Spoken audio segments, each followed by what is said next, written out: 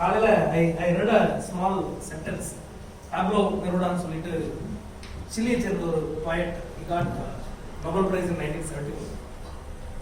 என்ன சொல்லியிருக்காருன்னா ரொம்ப பிரீஃபா,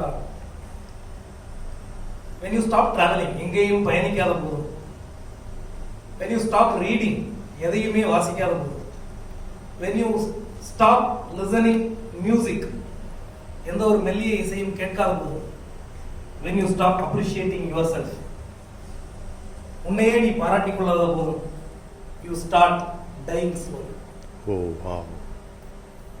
You started dying slowly. நீ கொஞ்சம் கொஞ்சமாக மரணிக்க ஆரம்பிக்கிறாய் அப்படின்னு சொல்லி பியூட்டிஃபுல் வேர்ட்ஸ்.